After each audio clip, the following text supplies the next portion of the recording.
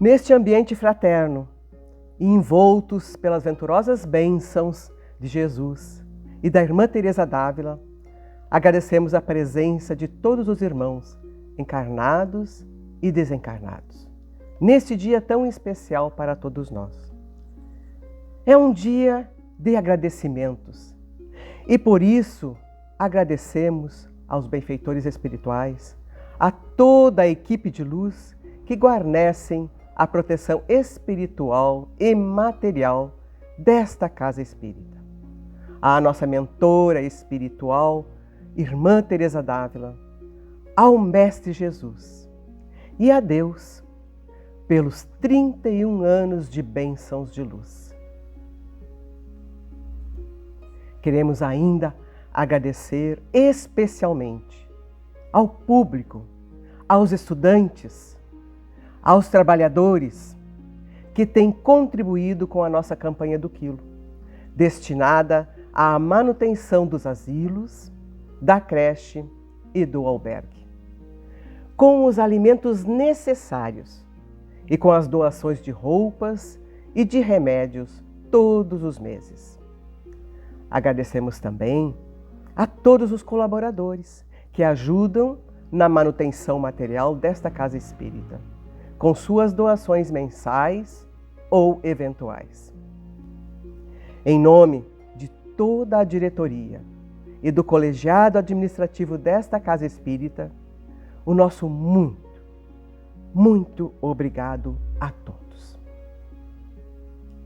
E nós vamos iniciar o estudo doutrinário neste momento com a nossa oração. Nos desligando por completo da nossa vida material. Vamos elevar os nossos pensamentos para formarmos um pensamento único e muito harmonizado de todo o grupo de irmãos encarnados e desencarnados presentes. E assim estabelecermos a melhor sintonia espiritual com o plano de luz desta casa espírita. Neste momento em que nos confraternizamos pela passagem do 31º aniversário de fundação desta casa espírita, no plano físico, agradecemos a Deus, Pai de infinita bondade e misericórdia, pela oportunidade de aqui estarmos, auxiliados e amparados pelos protetores espirituais e pela equipe de luz que nos acolhe nesse dia repleto de bênçãos, de luz e de paz. E neste momento, unidos em pensamentos, rogamos ao nosso divino, amigo e médico Jesus, à nossa benfeitora espiritual irmã Teresa d'Ávila e a Maria de Nazaré, para que sejamos envoltos pelas energias benfazejas e balsamizantes, recebendo cada um de nós de acordo com as nossas necessidades e os nossos merecimentos, tanto para o espírito imortal que somos, quanto para a nossa saúde física, todas as bênçãos possíveis. Rogamos ainda ao amado Mestre Jesus para que possamos, neste momento, renovar os nossos pensamentos de amor, de perdão e de bondade, reequilibrando as nossas energias espirituais, fortalecendo a nossa luz interior, fortalecendo a nossa fé e a nossa alegria de viver. E assim, vamos iniciar o estudo doutrinário de confraternização, em nome do Mestre Jesus, em nome da nossa mentora espiritual, irmã Teresa d'Ávila, com muita paz em nossos corações. Que assim seja. Então passamos a palavra à nossa expositora, irmã Ana Maria de Oliveira, colaboradora, amiga de longa data desta casa espírita, que abordará o tema O Bom Pastor. Que Deus te ilumine e que possamos aproveitar e assimilar todos os ensinamentos doutrinários.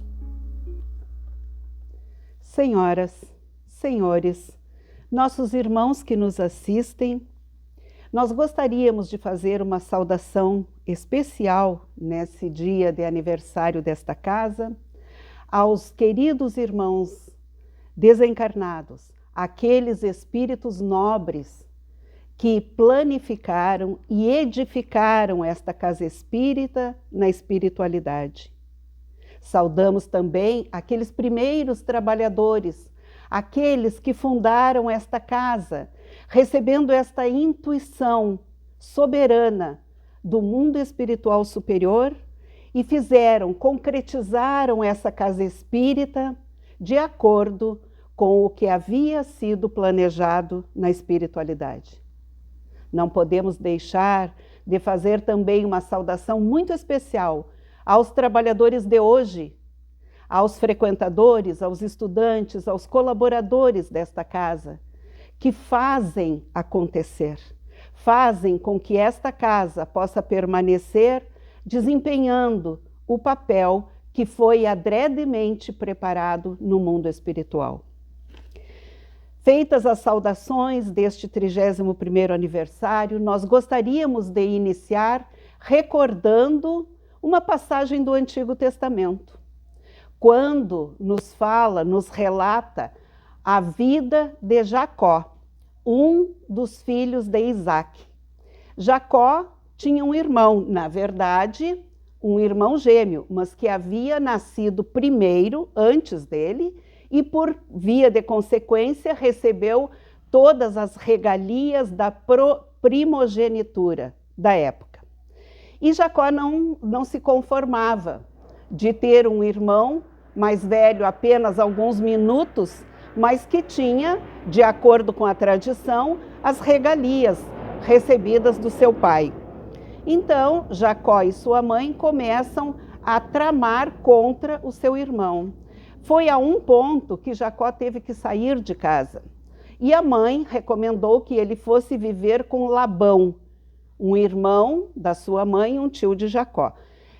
Nas terras de Labão, Jacó trabalhou incessantemente, fazendo com que Labão progredisse materialmente, multiplicasse os seus rebanhos, as suas propriedades. Jacó casou-se, teve filhos, constituiu então a sua família e começou a adquirir bens para si mesmo. Chegou a um ponto em que ele decide retornar aos domínios paternos, às terras do pai, e deixar a Labão e aos seus animais. Então Jacó segue com uma caravana muito grande, porque estavam ali os seus familiares, os seus servos, todos os seus rebanhos, e quando ele se aproxima das terras do seu irmão mais velho, ele envia mensageiros para que esses mensageiros dissessem ao seu irmão que ele estava regressando. Talvez por uma consciência de culpa por tudo que ele havia feito de errado, ele começa a sentir medo que o seu irmão venha e resolva atacá-lo. Então ele faz com que toda a sua caravana atravesse o vale e se coloque no morro adiante, e ele permanece sozinho, aguardando o seu irmão, que os mensageiros disseram que estava vindo.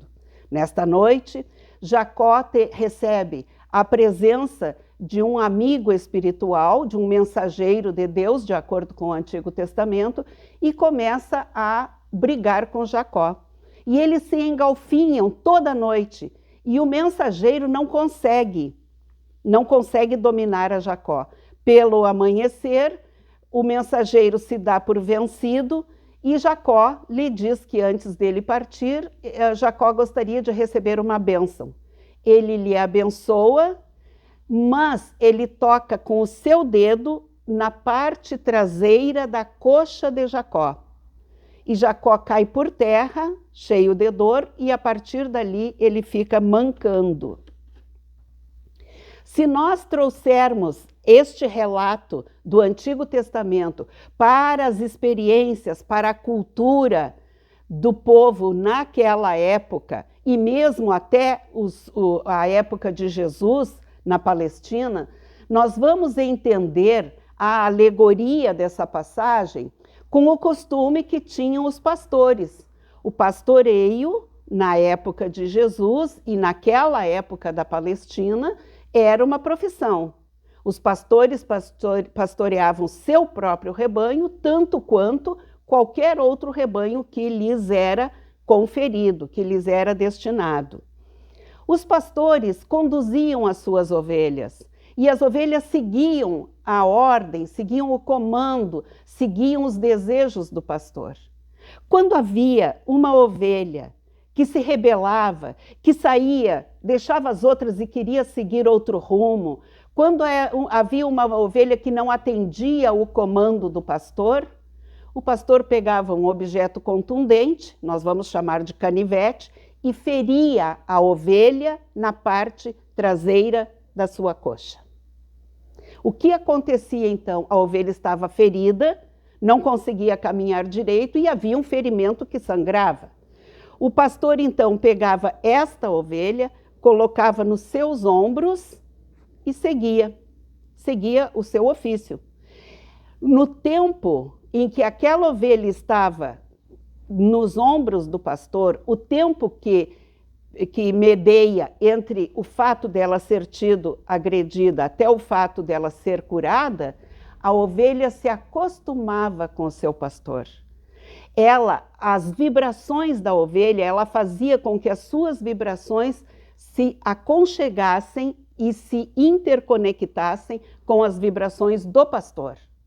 Então, quando ela curava sua perna, quando ela conseguia caminhar novamente, ela já estava acostumada e interligada emocionalmente com seu pastor. Então, o pastor tirava do ombro, colocava ela de volta no rebanho e ela seguia normalmente, seguia o caminho como todas as outras.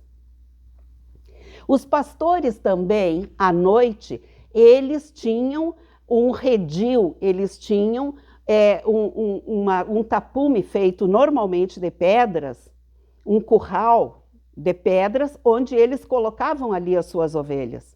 E eles armavam uma tenda e iam dormir, e as ovelhas ficavam ali. Pela manhã, o pastor chegava na porta desse redil e ele chamava as ovelhas. E as ovelhas que saíam, que atendiam o seu chamado, eram só as suas ovelhas, as ovelhas do seu rebanho. Isso porque as ovelhas conheciam a voz do pastor. As ovelhas entendiam a voz do seu pastor e elas atendiam somente àquele pastor. Então o pastor, no dia seguinte, tirava as ovelhas dali e levava essas ovelhas, então, para onde ele gostaria de levá-las.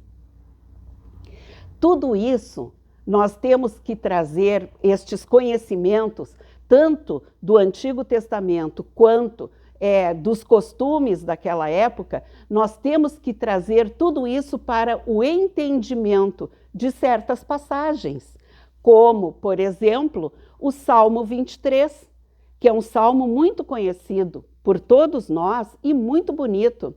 Os salmos, eles eram escritos, mas eles eram cantados. Os salmos não eram recitados naquela época, eles eram cantados. Então, e o próprio idioma se propiciava a isso, fazia com que a entonação fosse um cântico. E o Salmo 23 começa exatamente assim: o Senhor é meu pastor e nada me faltará. Então, é a figura do pastor que não deixa faltar nada para o seu rebanho. É a figura do pastor que protege o rebanho dos predadores à noite. É a figura do pastor que conduz o seu rebanho para os melhores lugares, para os lugares onde o rebanho tem mais necessidade. Então, o Senhor, para nós, é aquele que provê tudo aquilo que nós necessitamos. A ovelha precisa, basicamente, de comida, de pasto e água. Então, o Salmo continua: o Senhor é meu pastor, nada me faltará, e me conduz a verdes pastos e me faz repousar. Então, o pastor, ele conhecia os lugares, e na Palestina é muito difícil encontrar verdes pastos.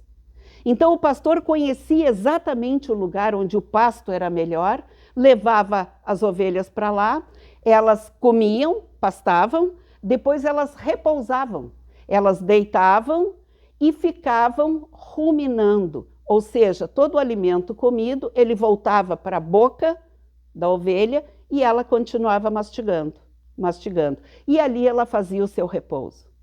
Mas o salmista continua dizendo: me leva para águas muito tranquilas e refrigera minha alma. A ovelha é um animal muito sensível e até medroso. Então, se a água é corrente e faz muito barulho, faz muita borbulha nas pedras, a ovelha tem medo de chegar ali. O que os pastores faziam? Eles faziam um laguinho com pedras, pegavam pedras daquele riacho, faziam um córregozinho mais sereno ou um laguinho para que a ovelha pudesse tranquilamente, sem medo, chegar ali, beber a água e se sentir refrigerada. Então este é o cuidado todo que os pastores tinham e têm com o seu rebanho, com as suas ovelhas. No Evangelho de João, no capítulo 10, dos versículos 1 até o 21, 22, nós vamos encontrar uma belíssima passagem que registra quando Jesus se declarou: eu sou o bom pastor. Então Jesus não só diz que ele é o nosso pastor, mas que ele ainda adjetiva: eu sou o bom pastor. Então Jesus se coloca como aquele que tem todas as condições, todas as possibilidades e todo o querer de nos conduzir. Nós somos como que as ovelhas e que muitas vezes queremos desgarrar, queremos sair fora do contexto, que muitas vezes não atendemos à voz do pastor. E são nestes momentos e por conta disso que nós somos feridos. Feridos não com um canivete que espeta a coxa na parte traseira, como Jacó, como as ovelhas, mas nós somos feridos através de uma doença que nos chega, através de um revés qualquer da vida, um problema até emocional, quantas vezes, um desajuste emocional, um problema financeiro, um problema familiar. E é nestes momentos em que nós somos feridos no sentido de nos colocarmos em situação semelhante ao rebanho, às ovelhas, que nós devemos procurar nos aconchegar junto com o nosso pastor e verificarmos que tudo isso que chega para nós é exatamente o momento de chamamento, de fazer com que nós nos adequemos de forma mais eficiente ao comando do nosso pastor. Então é por isso que Jesus, por toda essa tradição, e Jesus falava de acordo com a tradição da época, Jesus falava de forma alegórica. É isso que ele quer designar para nós quando ele nos diz que ele é o bom pastor. Então nós vamos verificar que lá no Evangelho segundo o Espiritismo, capítulo 27, quando fala pedi e obtereis, ali há um texto muito bonito que vai dizer que todas essas contingências da nossa vida, todos esses infortúnios, as contingências, as dores que nos acontecem, elas são consequência de duas causas. Uma causa que nós não podemos, que não fomos nós que provocamos e não podemos fazer nada. E uma outra causa que é que nós demos a causa, que nós fomos o motivo desencadeador deste acontecimento. Então, no primeiro motivo, na primeira causa, que o homem não teve participação nenhuma, nós podemos citar os eventos da natureza, os furacões, os terremotos, maremotos e tantas outras coisas que podem acontecer conosco, que nós nos sintamos envolvidos nesse acontecimento e que representam de certa forma, um problema para nós.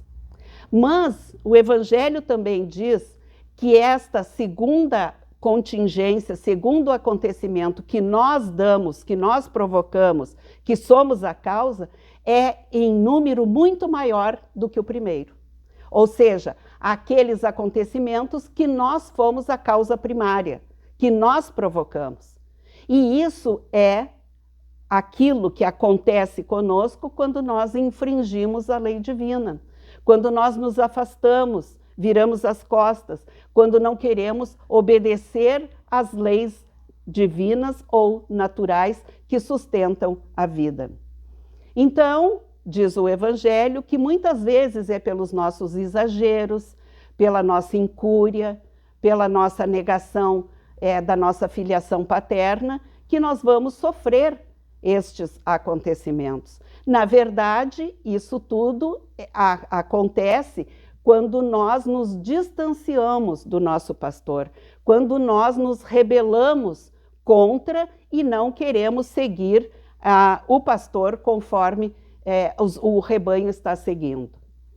Também nós temos que registrar e analisar que as dores que nos acontecem também têm dois significados. Todas as dores, sejam elas emocionais, morais, físicas, de qualquer natureza. Existe a dor que veio para ensinar e a dor que veio para aprender. A dor que vem para ensinar é aquela dor dos espíritos mais nobres, mais superiores, que antes de reencarnar, muitas vezes pedem essas injunções difíceis da vida para nos ensinar, para ensinar aos outros como suportar os problemas de forma tranquila, como passar por todos os problemas sem revolta, como passar por tudo isso sem que venhamos a nos rebelar. Essa é a dor que vem para ensinar os outros. A dor que vem para aprender, em geral, somos todos nós. A maioria de nós passamos por dores onde nós temos que aprender.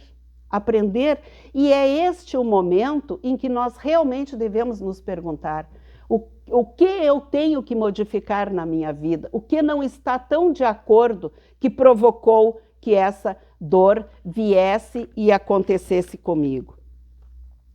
Então, nós vamos ver que lá no Livro dos Espíritos, na questão 399, tanto na pergunta quanto a pergunta de Allan Kardec, quanto na resposta dos benfeitores, eles vão nos dizer que as vicissitudes da vida, elas acontecem como uma expiação do nosso passado e como uma proposta de melhoria para o futuro, uma provação com vistas ao futuro. Então, todas essas dificuldades, essas que o Evangelho, que o Livro dos Espíritos chama vicissitudes da vida, ou elas acontecem porque nós estamos em débito com a lei, lá do nosso passado, ou elas acontecem também porque nós estamos nos preparando para o futuro. E nós estamos nos preparando para uma grande transformação íntima, nos sujeitando de forma pacífica, de forma harmoniosa com os acontecimentos e nos melhorando com vistas ao futuro. Ou seja, no nosso futuro, nós não teremos mais que passar por essas vicissitudes se nós aprendemos a lição que ela trouxe no seu bojo para a nossa vida. Então, nós vamos voltar lá para o Evangelho segundo o Espiritismo, agora no capítulo 5º, o capítulo cujo título é Bem-aventurados os aflitos, e lá tem um item que é causas atuais e causas anteriores das aflições. E lá nos explica que estas conjunturas desagradáveis para nós, elas têm uma causa realmente que está dentro de nós, que o agente causador fomos nós mesmos. E isso pode ter acontecido num futuro mais remoto, nas vidas passadas, nas vidas pretéritas, e agora nós estamos nos reajustando com a lei. Ou seja, a dor, ela é um recurso pedagógico da lei. Nenhuma dor é punitiva. Ninguém está passando por uma doença grave como uma punição. Ninguém está passando por uma dificuldade familiar como punição por aquilo que fez. Não, é um recurso pedagógico da própria lei. A lei divina, quando ela é ferida por nós, ela aciona coisas dentro dela, mecanismos dentro dela, que faz com que reverta em alguma coisa para nós.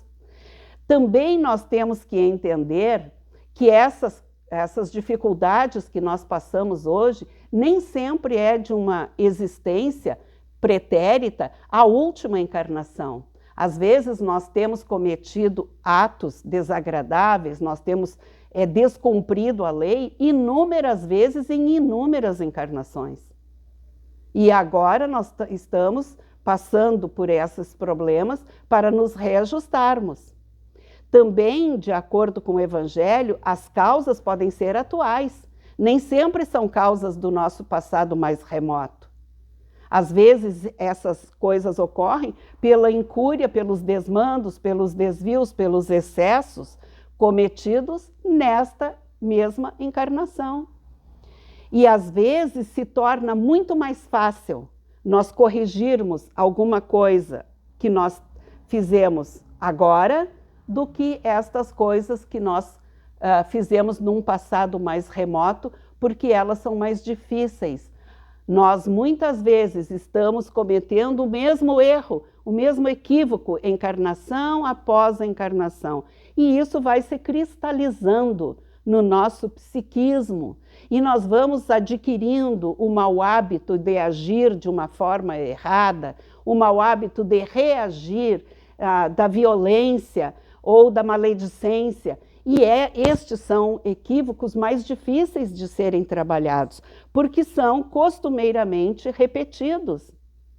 Então nós temos que, às vezes, analisar se as coisas estão acontecendo e não é esta mesma encarnação que proporcionou. Às vezes a pessoa tem um problema grave no estômago e diz, eu em outra encarnação... Não, às vezes é por essa encarnação que ela come demais, come de forma errada, ingere alimentos que não são saudáveis e provoca, né, aquela doença que ela está passando. Então, nós sempre temos que vislumbrar para que nós possamos trabalhar melhor o nosso próprio eu. Fazer essa viagem íntima e pensar por que isso está acontecendo comigo. O que eu fiz? Porque não é tão difícil de nós percebermos, se nós somos honestos conosco mesmos, as dificuldades que nós trazemos, a forma equivocada de agir, os erros que nós cometemos, às vezes sistematicamente.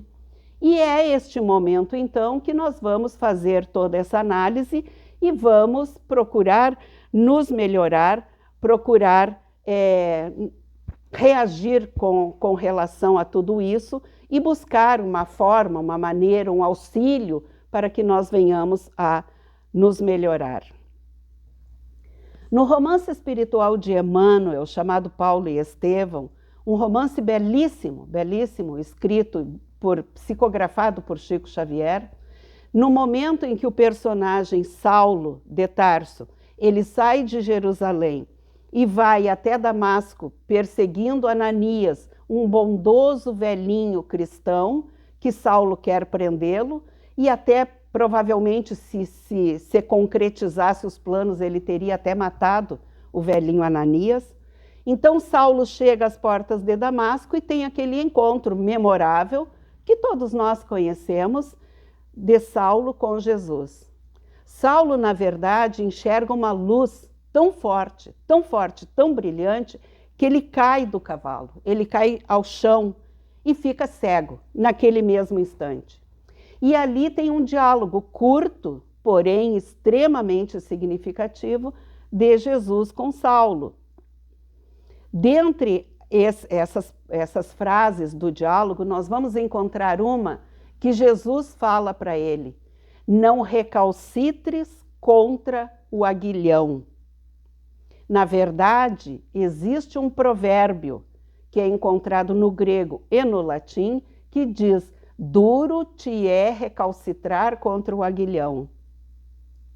O que isso significa? O que Jesus queria passar naquele momento para Saulo? Não recalcitrar é não reagir, não ir contra, não resistir. Não recalcitres contra o aguilhão. E o que é o aguilhão? O aguilhão é uma vara bem comprida com um aguilhão na ponta, que é uma peça de ferro pontiaguda, amarrada na ponta daquela vara. Para que serve isso? Quando o condutor da boiada, quando o condutor do carro de bois, ele vê que um dos bois está querendo sair fora do contexto, querendo tomar um outro caminho, que não aquele que o condutor deseja, ele cutuca o animal na parte traseira da perna, da coxa do animal, ele cutuca para que o boi volte a seguir o caminho, a direção que o condutor deseja. Então, o que Jesus está dizendo aí? Não recalcitres, não oponha resistência no momento em que tu te sentir ferido. Não resista, não lute contra, porque não vai resolver, adiantar nada. Só vai piorar as tuas condições. Só vai piorar a forma como tu vai suportar, porque a dor vem mesmo. Vem mesmo. Quando a dor é para nós, ela não bate na casa do vizinho, ela chega. Então Jesus está dizendo para ele que é o momento dele parar e analisar o porquê, o que esta dor que o está atingindo, qual o significado, qual a mensagem que esta dor está trazendo. E isso, em todos os momentos da nossa vida, isto é assim. É assim, nós passamos por dificuldades de toda ordem, nós passamos por dores, por sofrimento, e é justamente nestes momentos que nós temos que procurar nos aconchegar de forma mais íntima com o nosso bom pastor, com o nosso pastor, pois é ele que nos conduz para tudo o que necessitamos. Se ele conduz a ovelha para o pasto verdejante, para a água cristalina, para nós, em relação a nós, ele nos conduz para tudo o que nós necessitamos, para todos os lugares, os locais, os acontecimentos que nós necessitamos, para que nós possamos segui-lo. E em seguindo, nós vamos para onde? Para os braços amoráveis do Pai. Porque ele disse: ninguém vai ao Pai senão por mim. Então é seguindo a voz, o comando deste pastor, é que nós vamos ser conduzidos ao regaço do Pai, ou seja, àquela felicidade que nós tanto almejamos, que tanto sonhamos. Então este é o significado profundo e grande destas falas, de todos estes acontecimentos da tradição hebraica, trazida aos dias atuais, junto com a fala de Jesus, quando ele se coloca como o bom pastor para todos nós. E esta passagem é muito linda, é muito bela, porque Jesus diz que ele é a porta das ovelhas. Olha que bela imagem, ele é a porta das ovelhas. E recentemente o benfeitor espiritual Emmanuel nos diz que Jesus é a porta e Kardec é a chave. Mas antes de nós chegarmos a Kardec, vamos relembrar a passagem também belíssima de Jesus falando para os apóstolos e colocando várias coisas, vários acontecimentos que viriam a acontecer. E disse para eles que ele iria de volta ao Pai. Entre eles, Pedro, aquele mais inquieto, Pedro, que era o que sempre falava o que pensava, ele diz: Senhor, eu quero te acompanhar. E Jesus diz: não, para onde eu vou, ainda não podeis ir. Mas eu enviarei oportunamente um outro Consolador, que vos esclarecerá todas as coisas e fará relembrar tudo aquilo que eu disse e que foi esquecido. Então Jesus está dizendo que oportunamente ele vai enviar um outro Consolador para esclarecer, ou seja, naquela oportunidade nós não tínhamos condições ainda de compreensão totalmente da mensagem de Jesus, mas quando nós tivéssemos essas condições, ele estaria de volta através de um outro Consolador. Então nós vamos ver no Livro dos Espíritos, na questão 625, que os benfeitores dizem que Jesus é o modelo e o guia que Deus enviou para nós, para que nós possamos envidar esses esforços na nossa trajetória e nos melhorar. Então, naquele momento em que Jesus fala que vai enviar um outro Consolador, ele deixa nas suas palavras a esperança, a coragem de seguir adiante, porque nós não estaríamos sós. E que é este outro Consolador que Jesus nos mandou? É a doutrina espírita. É a doutrina espírita. No Evangelho segundo o Espiritismo, capítulo 6, quando a fala é do Espírito de verdade, ali ele diz: venho como outrora aos transviados filhos de Israel, trazer-vos a verdade e dissipar as trevas.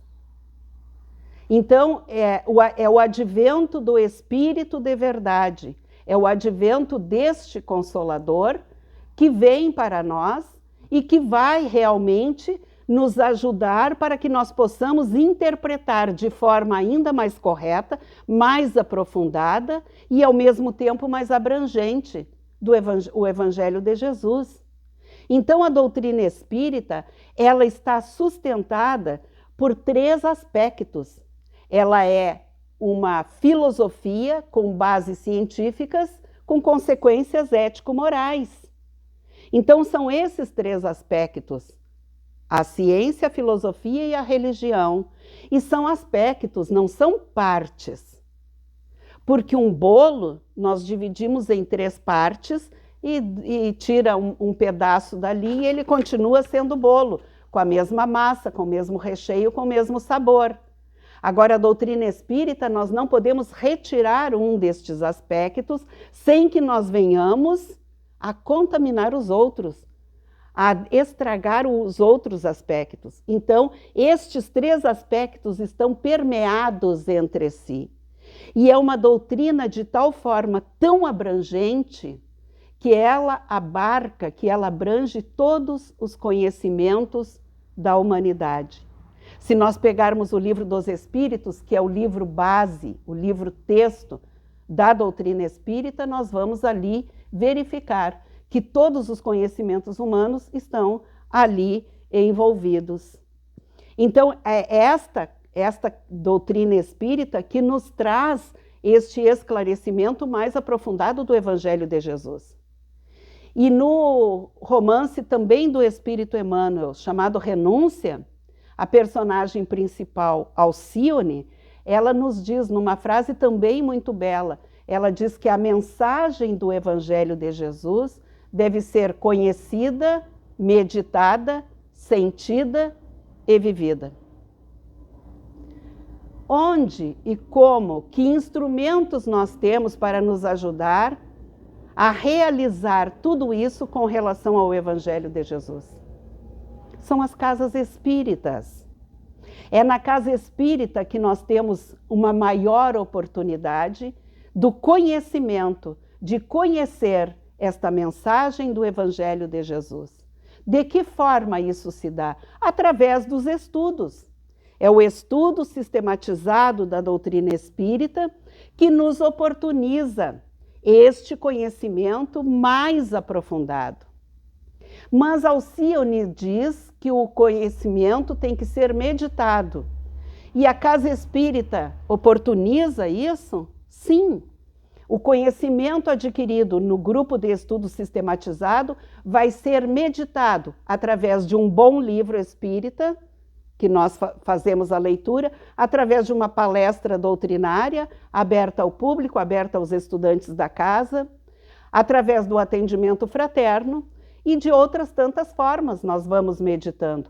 É aquele momento de ruminar, como a ovelha que ficava remoendo, ruminando o seu alimento. Este alimento espiritual que o grupo de estudo nos possibilita, ele vai sendo digerido, complementado através de outras oportunidades, de outros eventos que a Casa Espírita nos oportuniza, nos proporciona. E como que nós vamos sentir? Alcione disse que nós temos que conhecer, meditar e sentir. Este sentir é o momento que a Casa Espírita nos possibilita de nós elevarmos a nossa vibração espiritual. E isso é uma realidade, todos nós sabemos que quando nós chegamos na Casa Espírita, nós sentimos essa vibração. Quando nós estamos em um evento da Casa Espírita, a nossa vibração se eleva. Às vezes se eleva de tal forma que nós sentimos o corpo leve. Parece que o físico se torna ali quase que nulo, porque a nossa vibração subiu. Subiu, se elevou e chegou cada vez mais próximo das correntes supremas do bem e, por via de consequência, mais próximas às vibrações do nosso bom pastor. Então, este sentir a mensagem do Evangelho de Jesus é o momento de aproximação ainda maior com o nosso bom pastor. E este momento é vivenciado em qualquer lugar, mas muito especialmente dentro da Casa Espírita.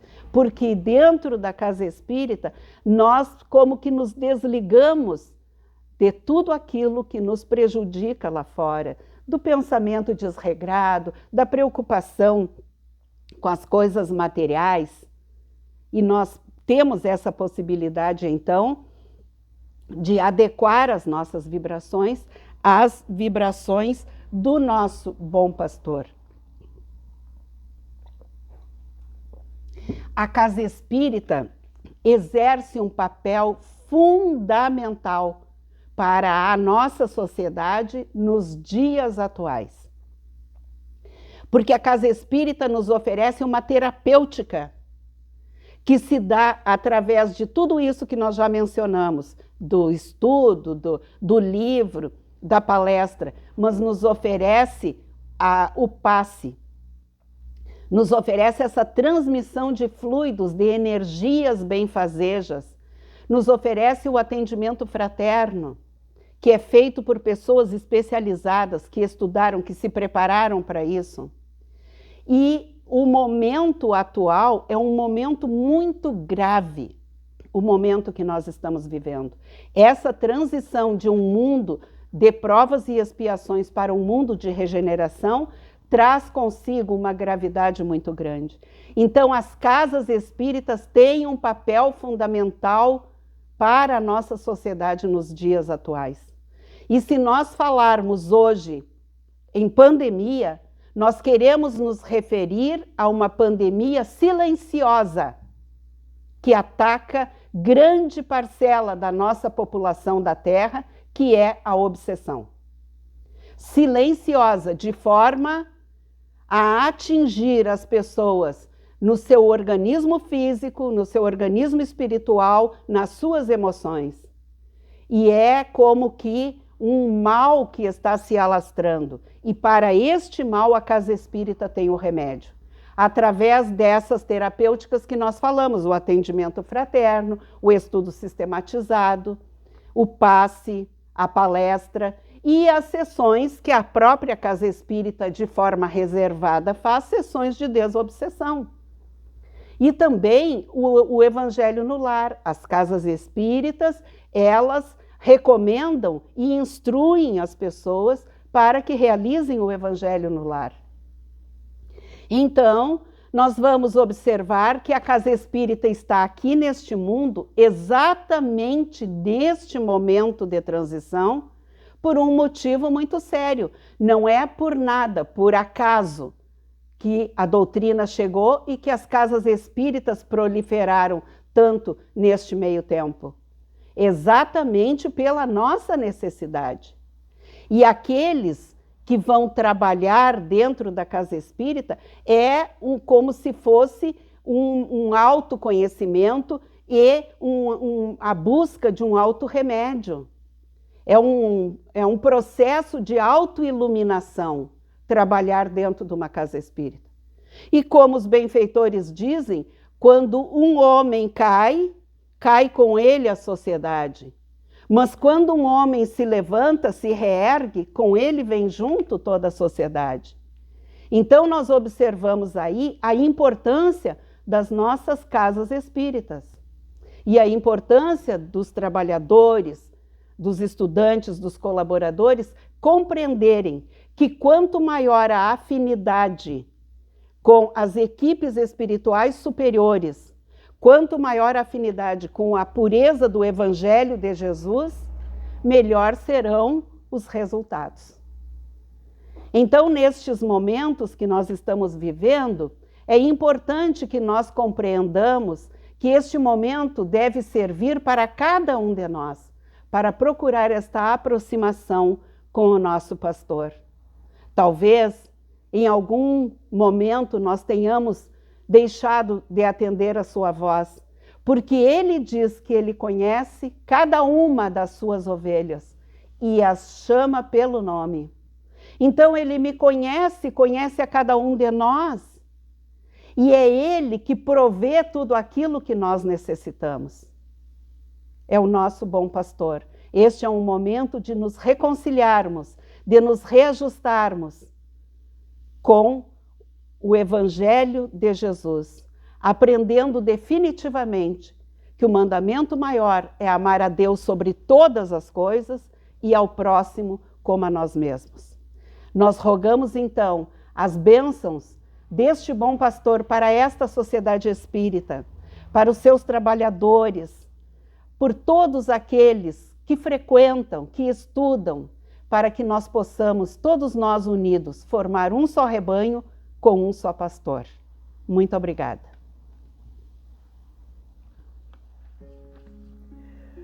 Convidamos a todos para a oração final deste evento. Momento que requer uma elevação maior ainda.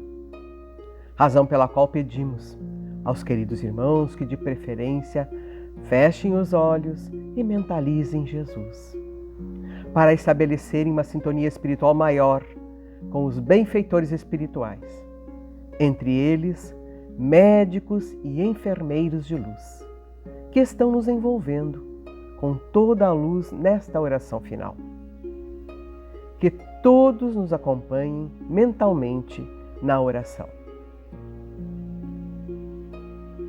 Amado Mestre Jesus, Tu que és o mais puro, fiel e verdadeiro amigo, aquele amigo que nos acompanha em todos os instantes, em todas as horas, em todos os dias, meses e anos, vibrando todo o amor, toda a luz e toda a força espiritual para que nós, temporariamente reencarnados, nesta grande escola material, para desenvolvermos o verdadeiro amor fraternal, para desenvolvermos o nosso potencial divino, para desenvolvermos as nossas qualidades morais, libertando-nos de nossas fraquezas morais, de nossos vícios físicos e morais, que tanto nos infelicitam e encurtam a nossa presente reencarnação. Que possamos meditar e refletir sobre os ensinamentos deste dia, da importância do conhecimento, do estudo doutrinário para conhecermos a nós mesmos e assim despertarmos a nossa consciência, compreendendo que a verdadeira vida é a vida espiritual do ser imortal que todos somos e que a vida material é fugaz, passageira, servindo de provas e testemunhos para realizarmos o nosso aprendizado moral. Abençoa-nos, Jesus, para que possamos fortalecer com a Tua luz as nossas forças espirituais, nossos ânimos, nossa coragem, nossas esperanças e fortalecermos o nosso firme querer de nos melhorar moralmente, colocando-nos sempre diante das provas da vida como os humildes aprendizes. Que possamos, com as Tuas bênçãos, amado Mestre Jesus, reequilibrar as nossas energias espirituais, fortalecendo os nossos campos imunológicos, perispirituais e físicos, para uma boa saúde mental, espiritual e também física, e para uma felicidade maior. Neste momento, nos dirigimos a Ti, abençoada benfeitora espiritual desta casa espírita, Irmã Teresa d'Ávila. Obrigado por Tua assistência. Obrigado por todo o trabalho que o Teu amor realiza em nosso benefício.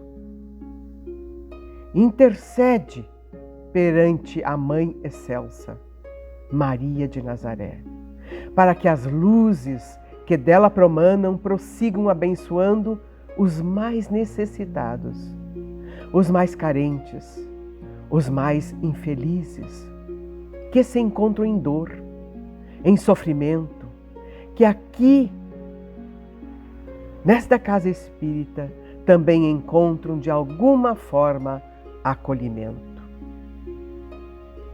Veneranda benfeitora, prossegue nos assistindo, prossegue nos dando o Teu amparo, envia os Teus mensageiros igualmente para ficarem conosco, para protegerem os trabalhadores, os estudantes, os frequentadores deste templo de luz.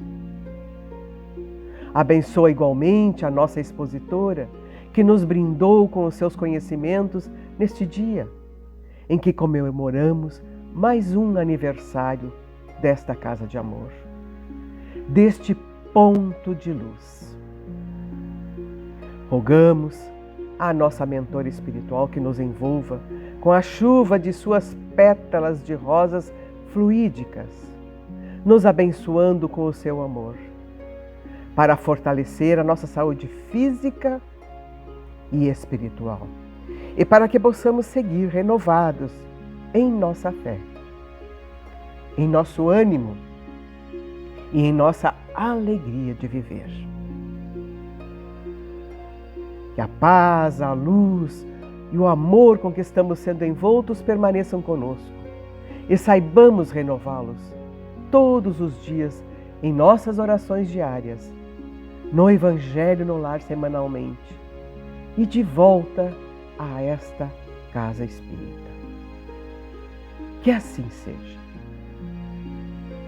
Um abraço fraterno a todos os irmãos.